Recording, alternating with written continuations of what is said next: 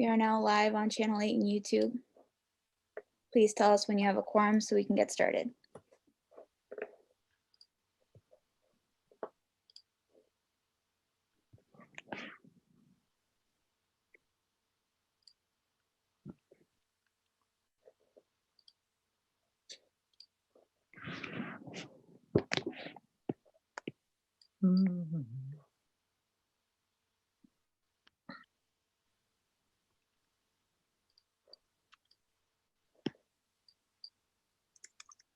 I'm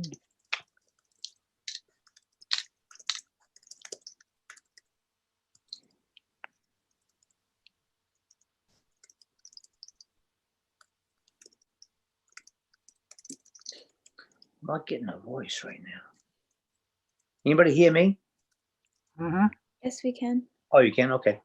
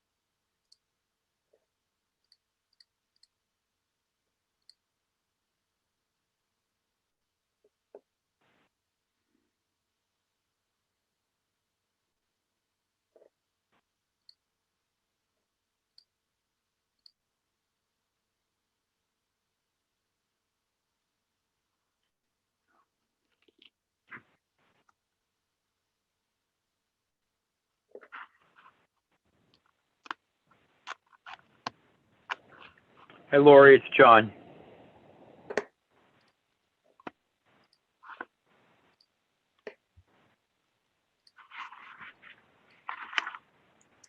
We actually still need one more to get the meeting started. So we have you, Okay, Frank.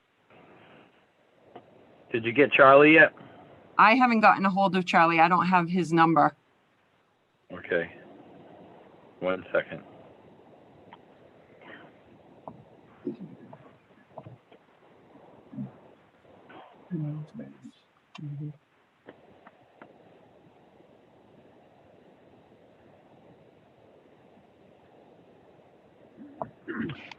I just sent him a text. Give him a couple minutes. Thank you.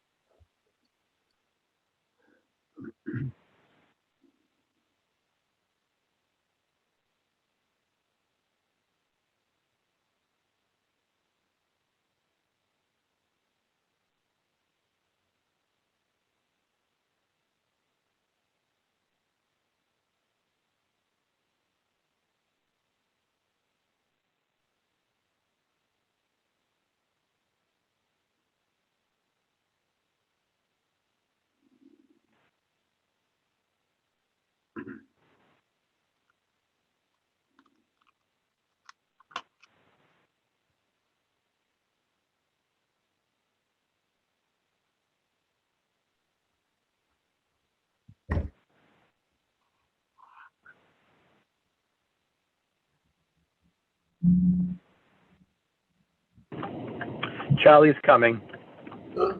Good evening, everyone. How's it going?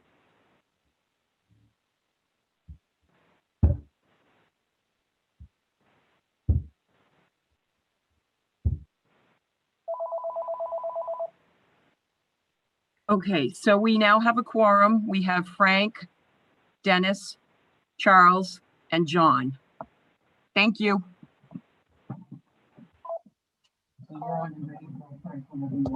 Okay. Nothing for us, nothing, right? You are live on Channel 8 YouTube whenever you're ready to start. Okay, I'll call this meeting to order at 6:36 p.m. Good evening, everyone. Thank you. I was actually in the process of printing everything out, so I'm still working on that.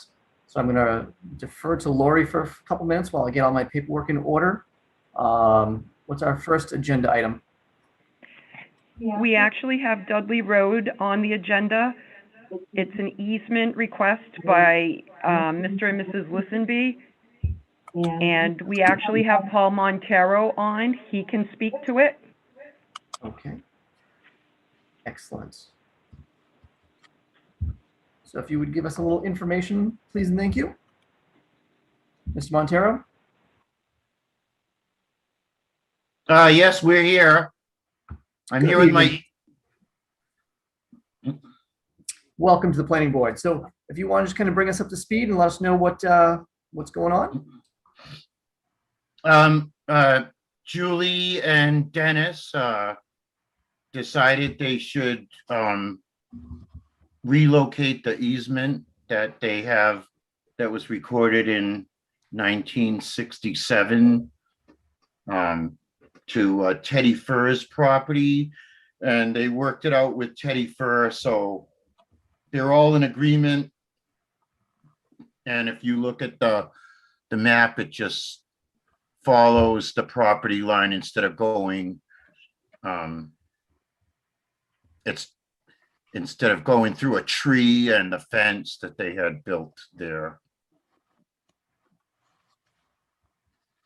Okay, so basically it's just moving the easement. So it's not really changing anything on the plan. There's, no boundary change. Is that correct? That's right. There's no boundary changes. But, the Massachusetts Supreme Judicial Court, I think it was 2006, there was a case where the easement could be relocated if all parties involved were in agreement. So that's what we're doing. Okay.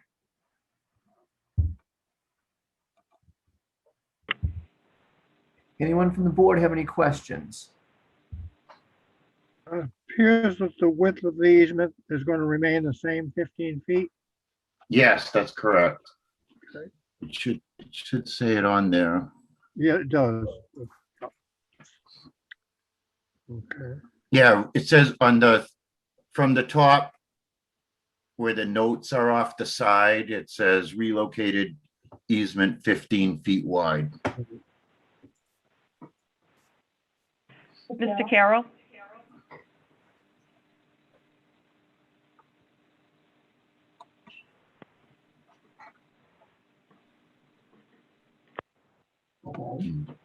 Yeah. Oh, it's already all the way up. Oh, really? Let me just put one speaker out like that. Oh, there you go. Okay. Frank, any precedent on this? I don't recall anything that has, since I've been on the board, with moving easements. Is it something that we've done before? Not that I remember. Oh, I can't say that we have. It almost seemed like a civil matter to me, more than a planning board matter. And we're not judge and jurors. Yeah, Lori, do we have any info on this? Is it something that we even have jurisdiction over? Is it something we can do? Actually, I had talked to the assessor's office, and Luann Royer had said that we don't usually make decisions on easements. And I was wondering if maybe Mr. Montero could explain why they need to come before the planning board? Well, in case there's any confusion at the registry, this plan does not show new lines, but it does show a line that changes the rights of others. So it is, in a way, a new line, but it doesn't fall under the planning board's approval for a subdivision. So in the past, we've always had the planning board sign it, that to indicate their approval is not required, and that way the registrar will record the plan. That might be necessary in order to get it in the office of the Register of Deeds. Yes, we want to record this easement at the Registry of Deeds. So it's almost a situation where we basically just vote that it's nothing of our concern, and then it moves on. Does that sound kind of what you're looking for? Is basically a vote of no vote? Yeah, we want you to say that your approval is not required under the subdivision control law. That's what it states on the map as well. So, Any thoughts from the board? Well, that's what all of our approvals say.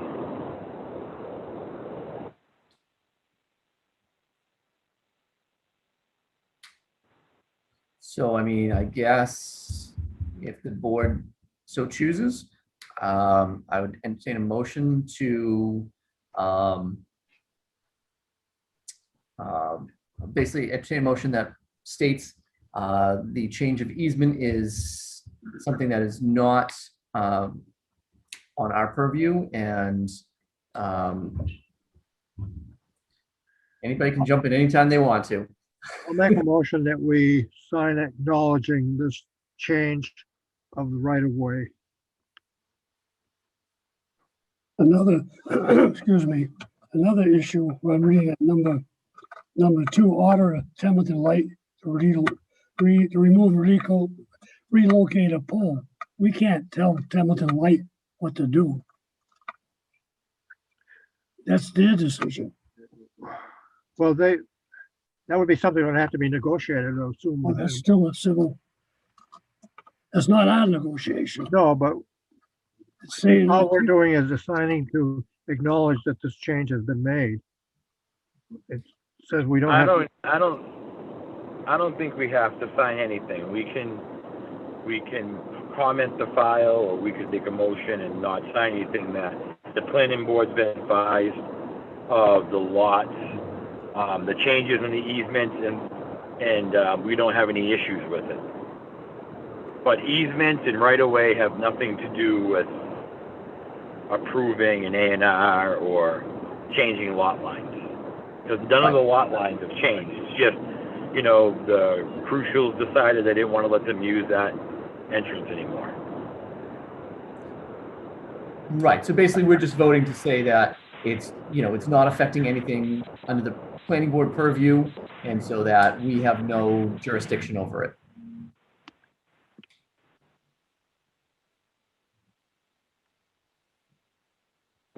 And they can file a copy of the minutes with the register. But it may require our signatures to do that. I don't know. But what are we signing? We're not really signing anything that, because there's nothing that's being changed that we would have. Well, acknowledging that we've been.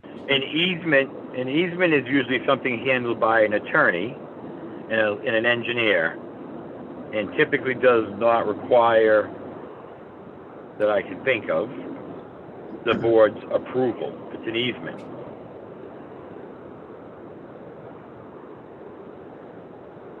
I mean, unless we just want to, vote that a letter just gets generated that states that it's something that we're not, there's no need to vote on it by the board, so that they can bring to the registrar.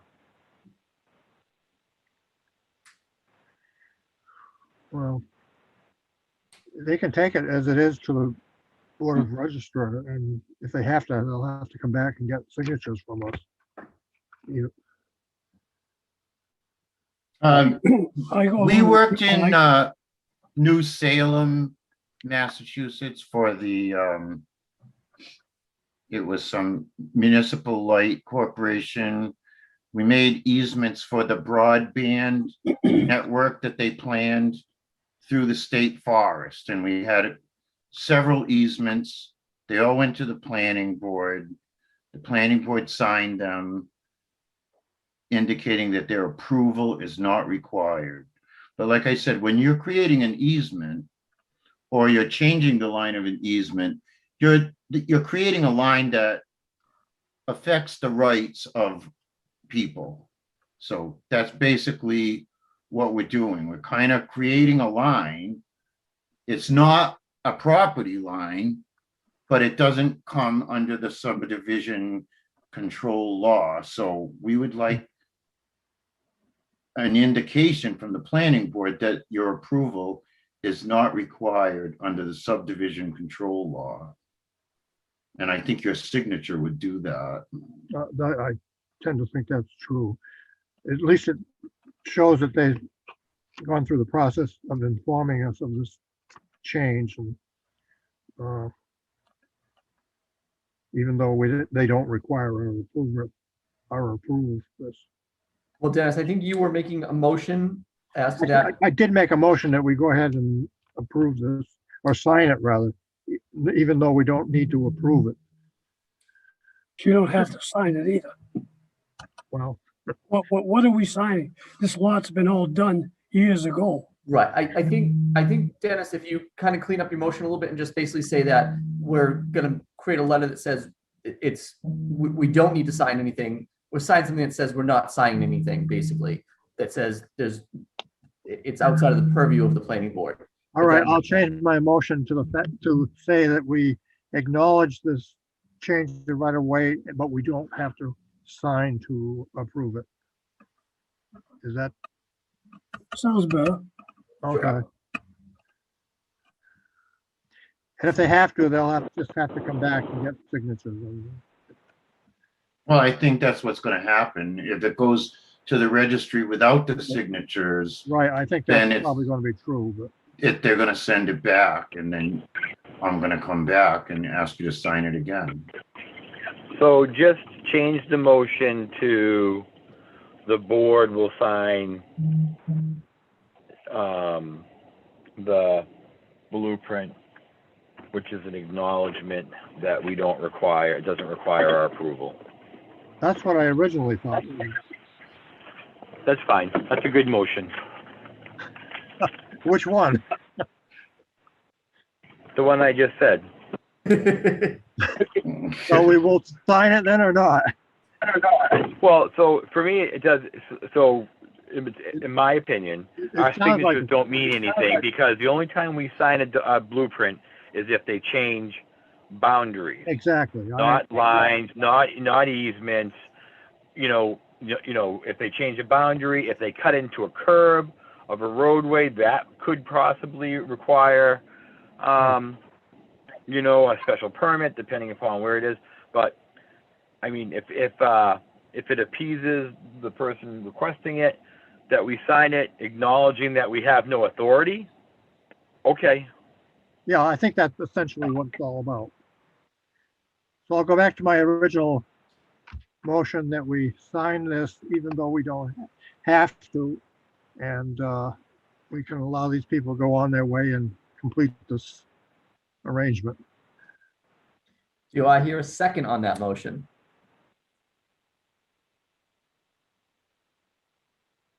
I'll second it. Okay, thank you.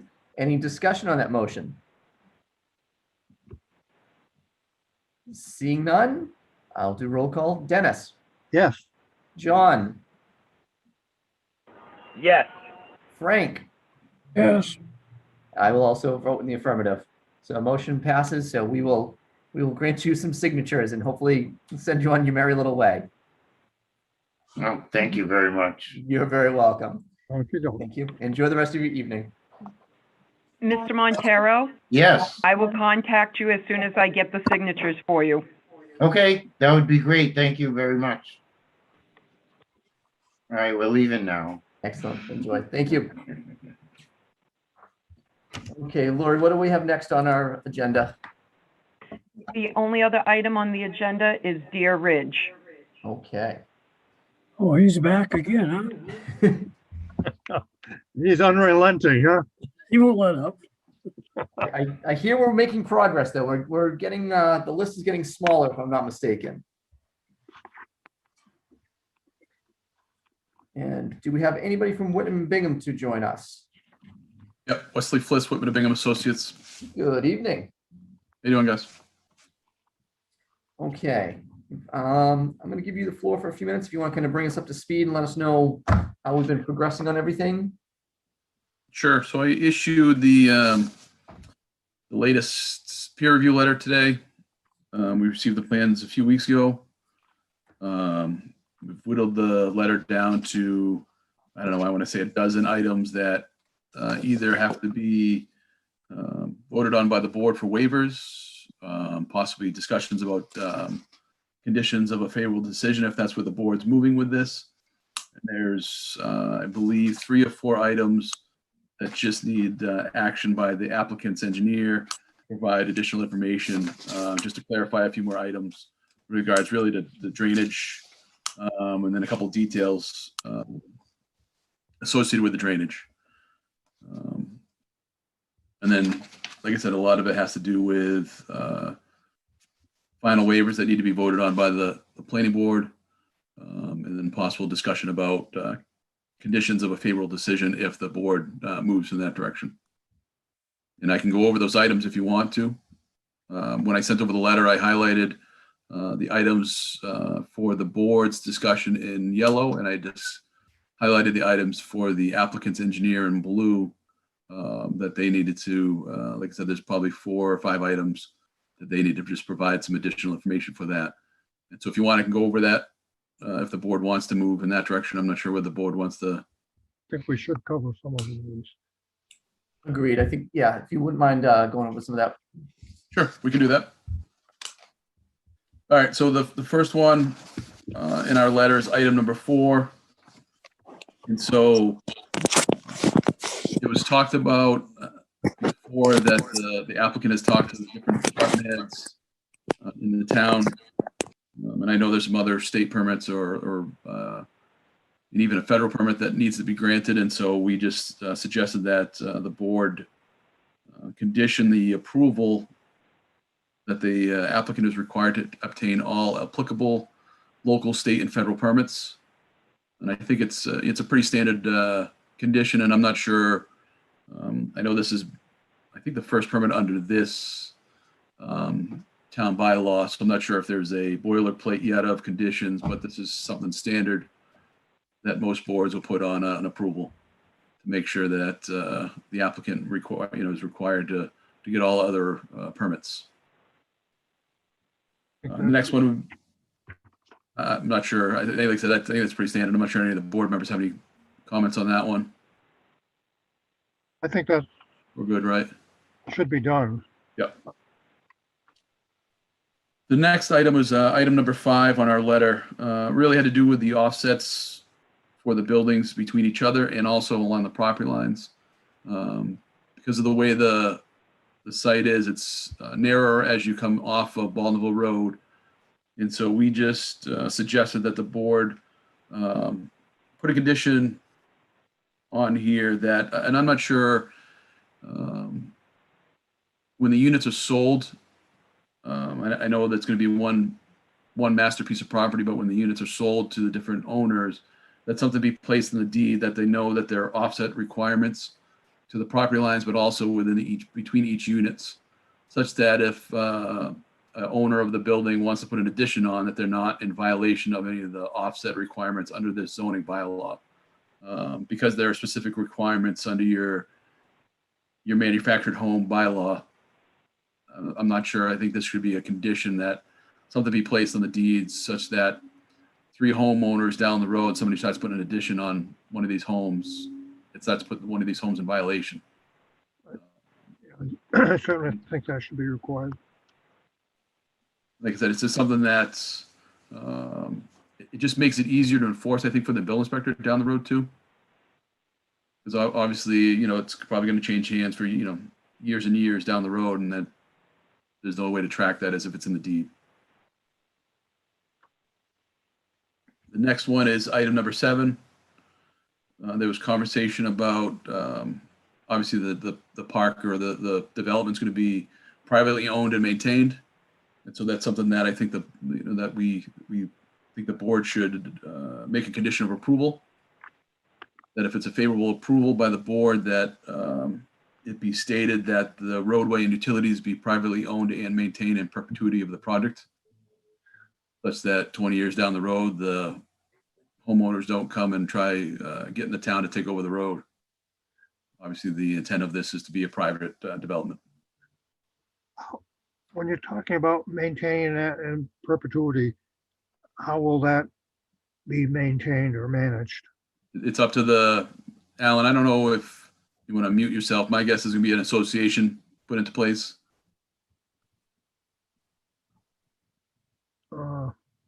Not audible. Okay, I'm on. There you go. What was the question again? I would assume there's going to be an association Yes, put into place here. So Yes. Dennis, the association typically is responsible for any maintenance Right. cost. And so there'd be HOA costs associated with Yes. each unit that would go into a fund. so, yeah, I mean, it's an agreement with every individual also that we, in the state, actually too. Right. The state supersede, the state has jurisdiction over this, that, actually the AG, Attorney General, has to approve. The association. Yes, Okay, And so that's, Dennis, that would be who's responsible for the maintenance after the project is up and running. Right. Until the Right. project's up and running, Alan's going to be responsible Yes. for the maintenance part. correct.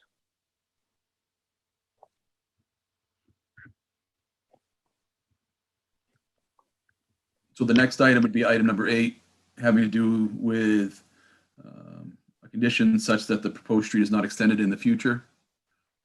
And it's something that obviously we don't want to. This is a standalone project. That's the intent of the standalone project.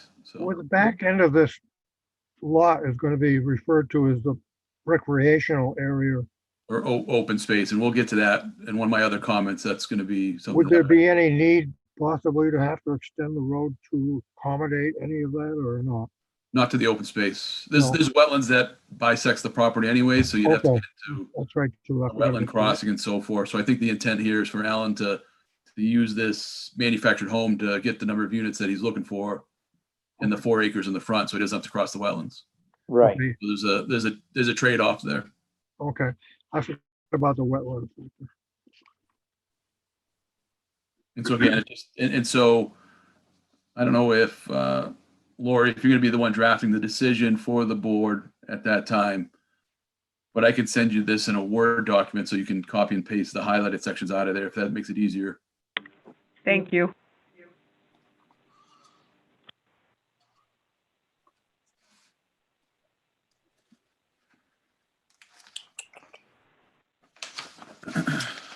The next item is item number 15. And so there was some conversation one of the requirements is that there's an estimate of materials or quantities be submitted. And so the response from the applicant's engineer was that they didn't expect any material to be exported off of the site. And so I don't know, one thing that usually comes up as part of this is hours of operation and even hours of truck traffic. And then the concern would be just in proximity to the school, being fairly close to the development if there's something that the board would want to do with regards to time of operations and so forth, or even truck traffic. Maybe not intermingle with all the bus traffic that's going to be a couple thousand feet up the street. But I know you have in some of the other commercial projects, and I know you've done that in the past, but it's something that Lori, we might want to look. You could probably look at some of the other decisions, but I think there is a restriction in time and construction traffic and so forth. I can do that.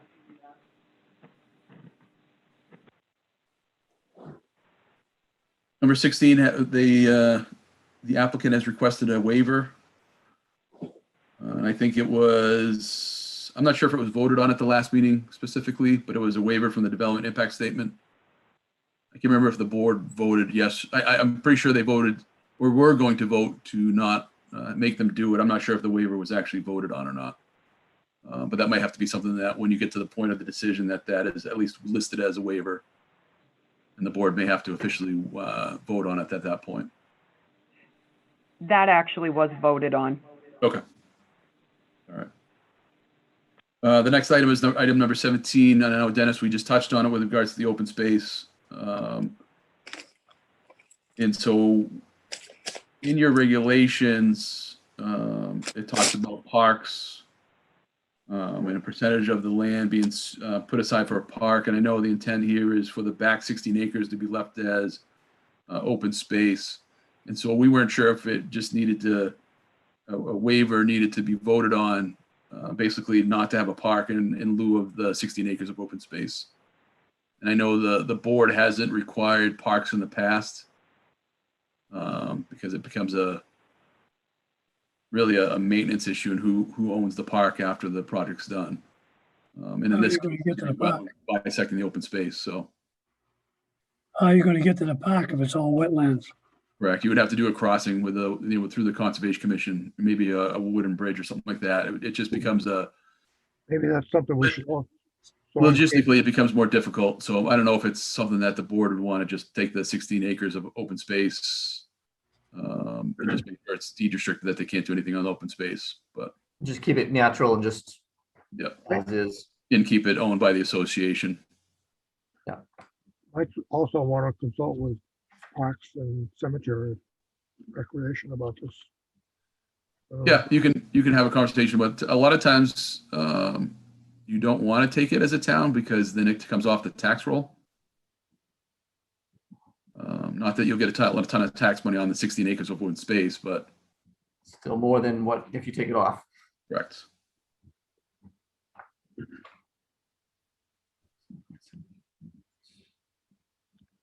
But as I said, it's a matter of, I'm not sure if like I said, the board needs to just waive that requirement. But that might be something when the decision comes to make that a waiver. Just to make sure that, basically the bookkeeping is done properly. Number 18, and it goes back to the subdivision rules and regulations, regards to 10 or more lots on only one street. And so I'm not sure, I don't think the board voted on this last time. I don't think the board has been against necessarily the number of units on the one street because the street does meet the dead end length requirement.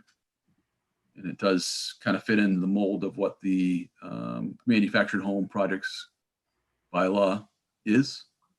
So I think it just needs to be a waiver as part of this project that the board waives this requirement. And I think it really goes back to the fire department. I believe the fire department's already been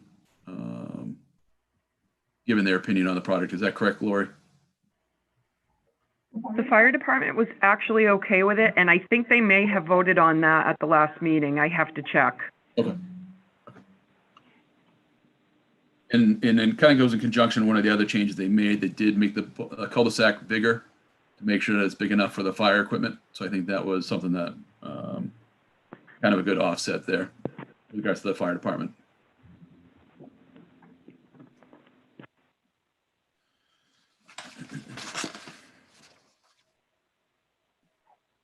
In similar fashion with that item is item number 25. Another subdivision rule regulation is only lanes can be permitted to be dead end streets. And a lane, the definition of a lane is anything that it can't access more than 10 dwelling units. And so obviously the project exceeds 10 dwelling units. And so this just needs to be a waiver, and the waiver has been requested. And so the board will just need to make sure that they vote on it if they already have not voted on this. But it's in conjunction with that other comment that we just talked about previously. The next item for the board consideration is regards to dead end water mains. So the requirement says that permanent dead end water main is not allowed. And so the applicant is requesting a waiver from this. And so similar to what we already talked about, putting the condition on that they get approval from the local boards. Obviously, the Templeton Municipal Light and Water is their separate entity. And so before they are allowed to tie into the water, the Municipal Light and Water plant will have to sign off on that dead end water main. So I think it, obviously the waiver could be issued by the board, just kind of hand in hand that they're getting the permit from the water department, and let the water department handle that issue. If they're okay with the dead end water main, then they're the ones going to have to deal with it. I mean, typically it's a water quality issue, but for something of this length, it hopefully isn't an issue because there's going to be a fair number of users off a short dead end water main. The next item is item number 29 on our letter, and it has to do with actually in conjunction with a couple of the waivers that were actually denied at the last meeting. And so I know the board denied the pavement width and also the sidewalk being flush with the road. And so the plans have been revised to be the 26-foot wide pave with the berms. And what they're showing is the sidewalk on the back side of the berm. And so that would just have to be a waiver. The way the regulation is written is there's supposed to be a grass strip in between the sidewalk and the road. So I believe it's been done in the past in the town. I'm not quite sure. But there is a berm there to protect the sidewalk now under the new proposal. And so it's just going to be a matter of making sure that waiver is being requested and granted by the planning board. But I think the biggest items that the planning board had with the previous iteration with regards to being the sidewalk being flush and there was no protection, there is protection now with the berm. Right. On this iteration.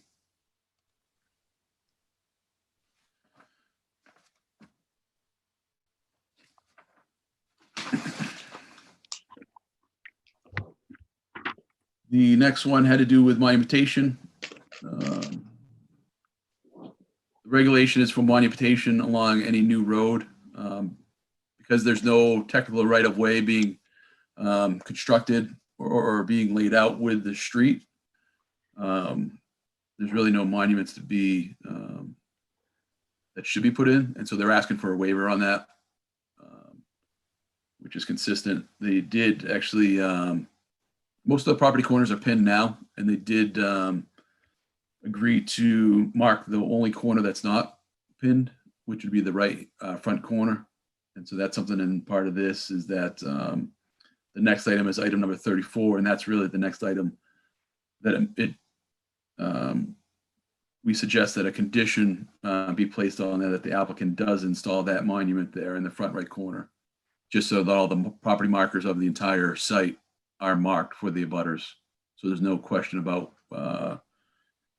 what the project boundaries are on this. So that would be a condition of approval. But all the rest of the corners are already marked either by pins or bounds, which is helpful. The next two items on our letter actually are just requesting more information with regards to the drainage, and it has nothing to do with conditions or waivers. I can tell you, talk to you guys about it, but we did forward our letter off to Julian over at New England Environmental for them to look at that. And I had a conversation with them earlier in the morning about these couple items. And he had already sent over some information with regards to it. And so he and I will talk about those two items a little more, just to make sure that we're both on the same page with regards to their analysis. It's more clarification, I think, at this point, and how they were looking at the analysis of the drainage coming off the site to the wetlands in the back. One of the items is just cleaning up a detail, just to make sure that the detail is noted properly. The next item that we had a comment for them for New England Environmental was item number 44. And again, it just more detail on the plan. And so when they were doing their drainage analysis, there was some stormwater that they included in their analysis going into the drainage in the street.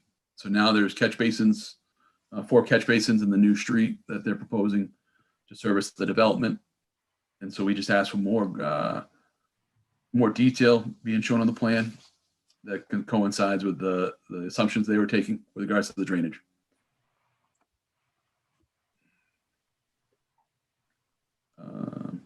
And same with our next comment had to do with similar item to that, just providing further spot grades on the plan, just so they can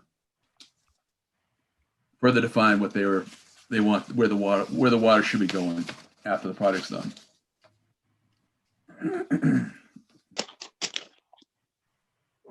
The next item on our list had to do with item number 50 on our list. We just asked them to add something in the detention basin. So they actually moved the detention basin from where it was before to be further away from the property line. So they don't need the waiver for the 50-foot offset to the property line. So there's a little bit of a buffer there, at least with regards to where the basin location is now. Before it was tucked up to the southern boundary of the property, and now it's kind of in the middle. And actually, one of the other things that adjacent to the basin before, there was a retaining wall along the wetlands. As part of this, they were able to get rid of their retaining wall also. So I think that was an improvement as part of this this latest iteration of the plan. They were, I think, I don't know how many. I know they eliminated a few of the units as part of the expansion of the pavement, but also as part of that, they were able to get rid of that retaining wall, which was a concern of ours before. So that item is gone. Item 51 is similar to one of our comments earlier, just making sure that condition of a favorable decision that the board sees that the applicant has filed with the federal EPA permitting process. And so they're supposed to have that in hand before they start construction. And really that permit is to handle any construction related erosion control and sediment protection. So that permit is the big permit there to kind of handle any impact that any of the neighboring properties would have during construction. And so, like I said, you should have a copy of that in your hand just to make sure that they have that done.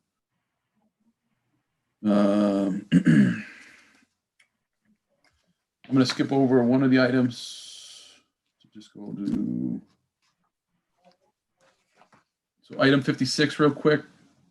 So before we had made a comment regards to buffering to the neighboring properties, because it is everything is on the front 4 acres of the property. There is development close to the properties to the north and to the south. And there's not a lot of buffer being left because it looks like, because of all the site grading that's going to be proposed, most of the vegetation that's out there now is going to be removed, and everything will be stripped and loamed and seeded afterwards. But there are no street tree, or I say street tree, there are street trees along the street in front of the houses, in front of the homes, but there's nothing proposed along the boundary of the site. And that was a question that we had for the board, if that was something that you would require as part of this. Wes, what's the setback on the houses on the border now? I believe it's 40 feet on the Yes. back of the properties. Okay. So on the northern part of the project, the applicant proposes a swale there to make sure none of the water goes in the back of the property of the Brios.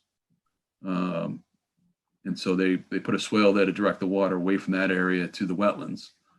Because when they're developing the site, it's going to actually be raised a little bit to get the street in there and also get the units in. And so it caused, in the first iteration of the plans, it caused the runoff of the lots to go out to the, I think it was the Kings and the Brios in the back of the property to the north.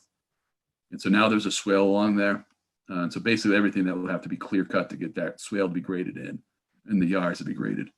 And so there won't be a natural buffer, at least along the northern boundary. Is there vegetation now along those borders, or is it open field at this point? There are some trees. There's some, I don't know if you want to call it scrub brush or whatever. There's some understory also that's grown in where there aren't trees. You know, everything's fairly thick where there aren't trees, but there are some trees on that site. I think it might be nice to consult with the abutter to see what they might prefer, whether it's trees or maybe a fence or something. Alan, do you have any recommendations of what you would be amenable? I think trees are a better way to go, because in the long run, they get bigger and they stay, and the fence was maintenance to it. Even if you put the plastic stuff up, how long does it last and it gets dirty? I Right. don't know. I'm kind of a fan of shrubs or trees or something personally. I Yeah, don't a know little, cost wise, but yeah, a little more I natural too, think. I think would be. I like a natural barrier. Yeah. But Well, you know, You know, I think the board might be, I think it'll be a nice thing to yeah, propose that as a. I planned on natural doing barrier. it anyway, but Okay, you know, I just figure, you know, as we go along, we'll kind of like do that. We planned on adding, sure. like even in the front from the road, I want it to look nice. So I Mm-hmm. plan on putting some shrubbery there, some trees there to give a buffer. And I was actually thinking about right where the road is, doing a fence for privacy and then putting shrubbery and trees in front of the fence. Mhm. So it kind of like two things kind of block it. You don't just look at a fence, you look at the trees and the shrubbery, and then the fence will be actually a barrier on the road to the project. You know what I mean? where the abutters have been fairly positive about this project, which is going to intrude on their privacy. I think maybe just consulting with them to see what they would Sure. prefer. I have talked to the Kings about it, you know, that was a while ago now. You know, the project itself and the approval has been quite a while, so it has been a while since I talked to them. But yeah, I'll talk to them again about it. They actually showed interest on moving into it. You know, whether they want to or not in the end, you know, it's kind of like, it's nice to be in a ranch, and a lot of people are gonna, I think this is gonna be a very popular thing for the seniors. I wouldn't be I got surprised. several people already calling me, and I don't advertise nothing yet because I don't have approval yet, you know, so I think it's gonna be a good interest for it, and I think people like them would be very interested in it. Yeah. And they mentioned it to me, but yeah, I'll talk to them anyway. Okay, Better off getting along with the neighbors. In the end, doesn't cost that much more when you're talking about a whole project. okay. You know? And it's better for the people that live there too, because they won't see their house, you know, works both ways. Excellent. Thank you. So the only other item on the letter had to do with, and I know we talked about this, I think before, was regards to the plans being stamped by a mechanical engineer. And so New England Environmental reached out to the Board of Registration. The Board of Registration replied in an email, but it was a kind of a non-committal email. And even the way it was drafted, they even kind of said, we don't typically issue letters anymore. And I know we've dealt with them in the past. A lot of times they only get involved now if somebody's making a complaint against somebody. They don't want the extra work of having to issue a letter on this.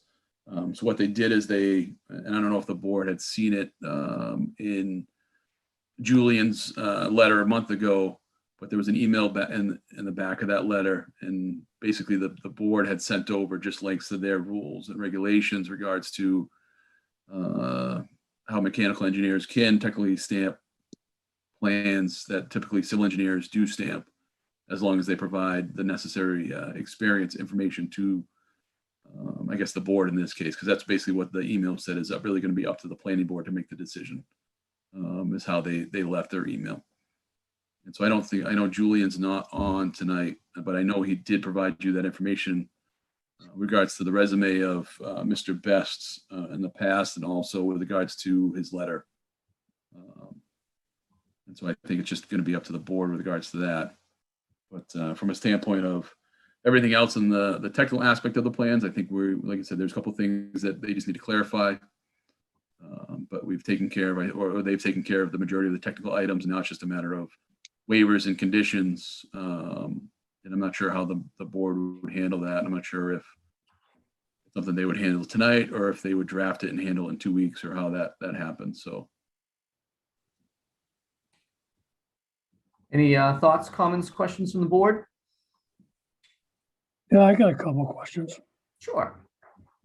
I look at the plan, and I don't know if you realize it, but all the manholes in Templeton require 30-inch, not 24-inch. That's kind of could you answer that?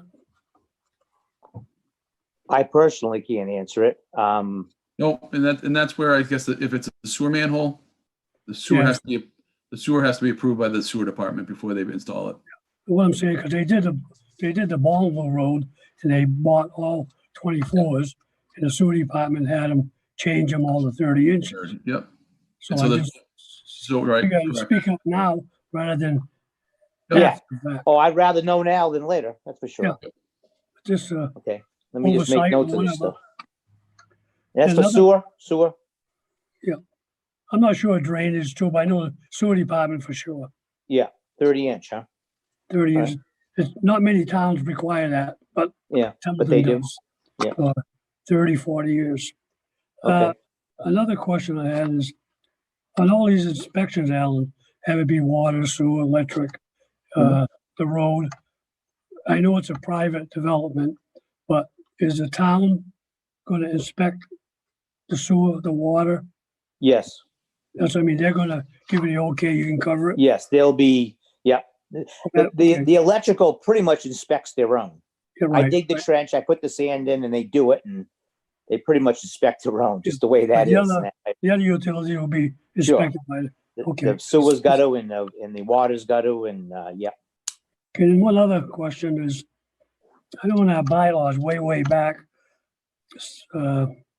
for a project like this, each place required what they call a community building. Uh-huh. Do you have that in your, No, I didn't. With a project this size. you know what I'm talking about, right? Yes, I do. Just something, I mean, I could do it outside space for them, but to do it for just 16 units, that usually they do it on projects that are like 80 units, 100 units. For just Well- 16, I wasn't gonna put one in for 16 people. Bridge Street has, both places have their community buildings, and they're Uh-huh. not 100 units. Yeah, well, I'm So just saying that. I I was will say, 16 units, I wasn't gonna put a building in. okay, that's well, all. I'm actually just gonna speak to that for a quick second, because I did actually look up this. And so in the bylaw 7.7.8, as far as I can see, the only thing that states this, it says there shall be provided central facilities for recreation, open space and services, which shall be available to all manufactured home park residents. I will say it's not very specific at all. So, I mean, it could be something, I mean, as simple as, I'm assuming this, as a gazebo or who knows? I mean, again, it's up to the board, our discretion of what we want. But I will say it is very vague in the language as to what's required there. So that might be something for further discussion of the board. I'm not, At the request of the chairman earlier this week, I did put it in front of the zoning enforcement officer. Mhm. And he did actually say that it could be as simple as a horseshoe pit, because it's so vague. And open space use of it could also be something that you think about. I'm not for it or against it, I'm just bringing the issue up. Mhm. It was such a small project, I really didn't think it was very necessary. It's one of those things, if I did do it, then they would just have to charge. See, with a lot of people, you can divide the cost of it and maintaining it much less expensive than just 16 people. Because now there's only 16 units here. And that would just kind of raise their monthly expenses on doing something like that. One major reason why I wouldn't want to do it. And honestly, I don't really think it'd be used much to have a building. I just don't think they use them much. Because I have a place now in Winchton and it doesn't get used much and there's over 100 units. It really gets used very little for how many people there are, So I just don't think it's necessary, and it'd be an expense that the people would have to pay for, I guess, ultimately to maintain it and keep it going. So I'd rather not. If you want me to do some outside space thing, we can do something like that. It would be less expensive. Of course, the maintenance on that would be very minimal. Something like a pavilion or something like that might, Yeah. Yep. Place for them to hang out in the spring, summer, fall kind of weather. conventions maybe. And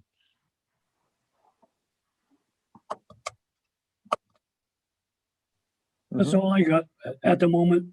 Yeah. Thank you, Frank. Anybody else from the board?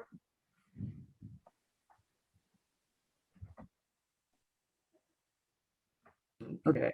Thank Wes, I guess, for the great review. Yes. Yes, thank you very much. Always thorough. We appreciate that. Mr. Druin, how are you comfortable with a lot of the things going back and forth? Do you have any questions? Yeah, I understand all that and I get it. I wrote down a bunch of notes as you were going so I can review it after, but there wasn't nothing that struck me out as anything that was. Yeah. I mean, it's mostly just like maybe a couple engineering on answering questions, or maybe some little thing has to be changed. That's an engineering thing that I can't answer. Yep. Doesn't seem like anything there that's, you can ask Wes. I don't think anything there is egregious or hard to take care of. Right. If there is anything. Yeah, a lot of just, small Yeah, a details. lot and of things technical going back and forth. stuff that they know about more than me. I think nothing there's a problem. Everything else we talked about, I think are things that we did discuss, like how many units can go in that space is something that was discussed at the meeting. And the whole idea of a project like this is consolidate and make it so it's more affordable to the elderly, and only having 16 on a road isn't that many for what this project is, which is, I think, what Wes kind of said. And that's what we discussed at the last meeting, was having 19 at the time. But when we made the road wider, we actually lost enough space in there that we lost 3 units. So now it's 16 rather than 19 units with the narrower road. We lost some units. So it's actually less than it was the last time we discussed, is all I'm saying. As far as everything else goes, nothing here is shocking. I mean, we already have something going we already have a notice of intent with the conservation, but conservation wanted to wait until we're done with you because things can change. And they did change. And actually, as much as I don't like going from 19 to 16 units, I actually like this road plan better. As Wes stated, we had a big steep wall back there. And I was even talking to my engineer if it was worth it. Do you put up steep wall, fill all that in with gravel just to gain a couple houses? Is it all worth it? I mean, for all the extra money, because I tell you, gravel's expensive now and building a wall is expensive. And since we changed the whole plan around a little bit, I actually think in some ways it's a better plan, that being one of them. Even though we lost a few units, it's still a better plan. I think in some ways I prefer doing the road this way. In the end of it all, I kind of like, oh, it didn't work out so bad, Losing the 3 units is the part that stinks, but the road itself, I think, is a better road. So I don't have a problem with any of that stuff. I mean, I'm not sure what else we discussed here. That nothing rang a bell to me that is anything I'm against. Yeah, and I'm assuming, Wes, did Mr. Druin get a copy of this, or I'm assuming it went off to his engineer? I sent it to Julian over at New England Environmental. Okay, perfect. Yeah, I'm anxious to move forward the best we can and try to keep it going. I think we're real close now at this point. I don't know what it would take to move forward. I do have one request thing that I want to discuss. I mean, maybe we're not quite there yet, but I want to bring it up, is on doing the road. I've been thinking about it. Okay, if we're going to put the berms and the sidewalks in, I would really like to do that towards the end, because think about it. You're going to be putting houses on there that weigh a lot, tons, and they're going to be trying to back these houses into the spots. I'd really rather do the berms and the sidewalks after the houses are in place, because you're just going to ruin the berms, ruin the sidewalks, putting tons and tons of houses on them and going back and forth and trying to put them into position. Can you picture all that being done and all the sidewalks and stuff in? I just don't think it makes sense. I think it'd be a lot better job to do the berms and sidewalks after the units are in. So I don't know how we can arrange that, but doesn't that make sense to you? That was one big concern I had. That makes a lot of sense. Yeah. No, it seems to make sense. I mean, Wes, we just any wreck everything. thoughts on How that? do you? It makes sense to put the base down and have it sit for winter Right. while you're constructing it, and then Yep. come back, you put your berm in and put your final on, and it might be something that maybe you hold hold a couple occupancy permits Sure. until they put the To final a down. close. To a Because close. at least you're done with the heavy stuff. We're moving the home in itself. Yeah, I would hoping to see the point in that. Yep. And then we just do it all at the Timing same thing. time, and then it all makes sense, Or even if we did it in 2 sections, like if I sold the whole section out, just do all that section. I really think these are going to sell, because especially the prices of houses right now, I think they're going to sell pretty quick, and I'm really hoping to be done next year. I mean, that's my hope. We're getting a lot of response, and even though I don't even advertise anything yet, so I think it's going to go pretty quick. So I think by the end of next year, we can have this thing completed. Yeah, I don't see any major issue with that. So unless somebody on the board has something, I think that's something we could definitely work out with you. Yeah, So, be great. We can move forward with it so I can get started sometime in the near future. I appreciate that. sure. And I think we're close. I think we're close. I'm not disagreeing with anything as far as like, Yes, I nothing mean, else. unless the board has other thoughts, I would say if we can, clean up the last few things in the Yeah. next couple weeks and then That'd be nice. come back before us and keep on moving forward. Okay, I'll get my engineer on it and try to connect with Wes to anything that he might have, making sure he gives him the information the best. I'm sure they're anxious too, because they've been working on it and they're anxious to get it done. Sure. Just to finish it. They can bill me for the last bit. Excellent.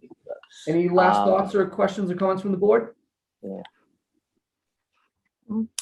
No, seeing none, I would say No. just keep on plugging away and Okay, working towards it. so we'll We'll, probably see you in the next 2 weeks then. sounds great. Sounds Excellent. good. And hopefully Thank you we'll very have much. all these things answered best we can. Sounds In the good. meantime, Yeah, Lori, I can maybe- send you the Word document so you can start drafting the decision. Yes, that would be good. And, Okay. All right. Well, thank you all very much. We're Thank moving you. forward. I like that. Thanks. Enjoy the rest of your night. Okay, thank you much. Bye now. Wes, thank you again as always. Appreciate it. thank you guys. Have a good night. You too. Good night.